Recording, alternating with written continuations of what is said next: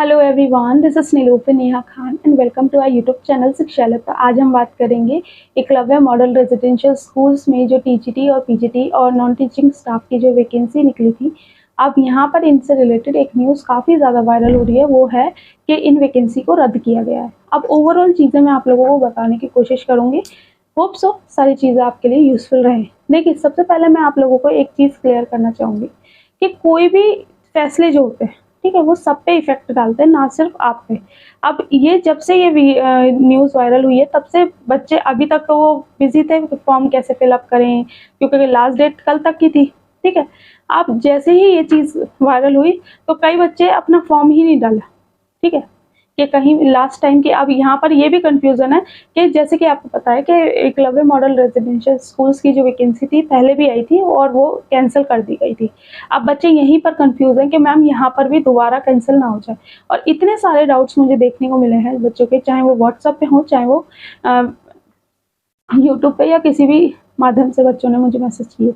ठीक है, तो मैं आप लोगों को एक चीज़ कहना चाहूँगी, किसी भी चीज़ को एक बारी मतलब उस पर डिसीजन लेने से पहले उसे क्रॉस चेक कर लिया करें और खुद से कोशिश किया करें कि उन सब चीज़ों का इम्पैक्ट क्या हो सकता है। ठीक है, सबसे पहले मैं आप लोगों को पूरा एक ओवरव्यू दे देती हूँ कि ये मैटर क्या है। ठीक है, और आप लोग खुद डिसाइड करना कि क्या ये इतना बड़ा रीज़न है कि आप लोग फॉर्म ना भरें। अब तो खैर डेट ही निकल गई है। ठीक है, फॉर्म ना भरें या फिर मतलब ये विज्ञप्ति कैंसिल हो सकती हैं, वैकेंसीज कैंसिल हो सकती हैं। देखिए, पहली चीज़, ये जो स्कूल्स बनाए गए हैं ये उन बच्चों के लिए बनाए गए हैं, आदिवासी बच्चों के लिए, ताकि वो जो हाशिया उनका हुआ है या जो एक वो लोग साइड में जो हुए हुए हैं वो लोग भी और लोगों के साथ कदम से कदम मिलाकर चल सकें, उन्हें भी एक क्वालिटी एजुकेशन प्रोवाइड की जाए। जस्ट इस चीज़ को ध्यान में रखते इन स्कूलों का निर्माण किया गया। अब ये जो स्कूल्स आते हैं ये आपके राज्य सरकार के अंतर्गत आते हैं। ठीक है, स्टेट गवर्नमेंट के। और अभी जो विज्ञप्ति या कह लीजिए जो वैकेंसी आई हैं ये सेंट्रल गवर्नमेंट ने रिलीज की हैं। अब यहाँ पर ये जो याचिका है ये नैनीताल में डाली गई है, नैनीताल हाई कोर्ट में, जिसमें कि टीजीटी और पीजीटी के जो कुछ कैंडिडेट्स हैं, मतलब टीचर्स हैं, उन्होंने कहा है कि ये जो वैकेंसी है ये स्टेट गवर्नमेंट के अंदर आती है और स्टेट गवर्नमेंट के अंदर इनकी समितियां बनी हुई हैं, तो ये इन्हें रिलीज करने का भी जो अधिकार है वो स्टेट गवर्नमेंट के पास ही होना चाहिए। ये सेंट्रल गवर्नमेंट ने इसे क्यों रिलीज किया है, इसे कैंसिल करके अब स्टेट गवर्नमेंट जैसे जैसे जितनी जितनी जरूरत होगी वो इस हिसाब से निकाले। ठीक है, अब पूरा माजरा ये है। लेकिन आप खुद आप सोच के देखिए, क्या आपको लगता है कि इस बिहाफ पे पूरी की पूरी वैकेंसी को कैंसिल किया जा सकता है? नहीं किया जा सकता। और अगर मैं मान के चलती हूँ कि 1% खुदा ना खास्ता अगर ऐसा होता भी है तो सिर्फ आप पे इफेक्ट पड़ेगा क्या? वैसे मैं 99% कह रही हूँ कि ऐसा कुछ नहीं हो सकता, लेकिन चीज़ें कब कहाँ पलट जाएं कुछ नहीं कहा जा सकता, क्योंकि आप जानते ही हो। ठीक है, और हमें भी जितनी इंफॉर्मेशन जितनी चीज़ें हम नोटिफिकेशन के माध्यम से पढ़ते हैं, सिर्फ जस्ट बिकॉज कि आप लोगों को क्लैरिफाई कर सके चीज़ों को और आप लोगों को बता सके कि यहाँ पर आप किस तरीके से डील करेंगे। जस्ट ये एक मोटिव होता है चीज़ें समझाने का या बताने का।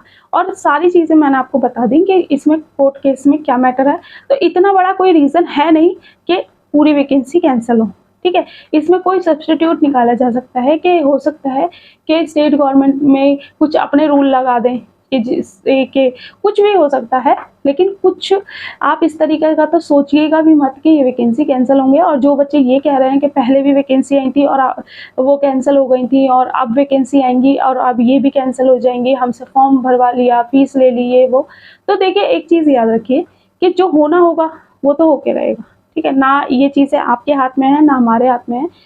इलेक्शन का टाइम है, कितनी चीज़ें उड़ेंगी, कितनी चीज़ें रुकेंगी, ये कुछ नहीं कहा जा सकता। बस एक चीज़ याद रखिए, आपके हाथ में है सिर्फ और सिर्फ अपनी मेहनत।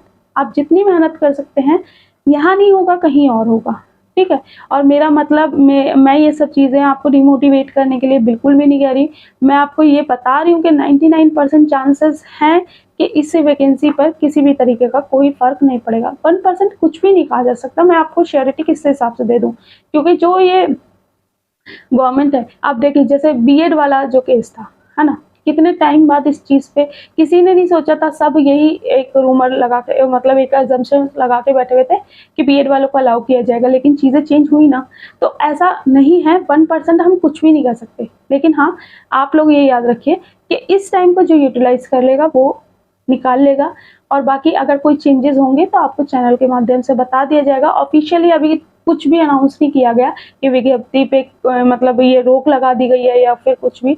लेकिन हाँ ये याद रखिए, इस टाइम जो बच्चे अपनी पढ़ाई छोड़ देंगे ना, वो बहुत नुकसान में रहेंगे, क्योंकि ना सिर्फ ये जो वैकेंसी है ये आपको डीएसएसबी में हेल्प करेगी, वरना आने वाली वैकेंसीज में भी हेल्प करेगी। तो अपनी पढ़ाई को तो ज़रूर कंटिन्यू रखिएगा, इंशाल्लाह आप लोगों के साथ बेहतर चीज़ें हों।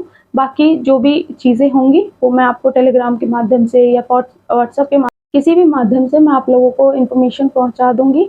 बाकी परेशान मत होना, अपनी पढ़ाई करते रहिए। ऐसी चीज़ें जब तक एग्ज़ाम नहीं होता तब तक ऐसी चीज़ें आपको हज़ारों देखने को मिलेंगी। तो अगर आप हर चीज़ के पीछे पड़े हुए तो कुछ नहीं होगा, ठीक है। बाकी कोई परेशानी कोई दिक्कत हो तो कमेंट करना। Thank you for watching.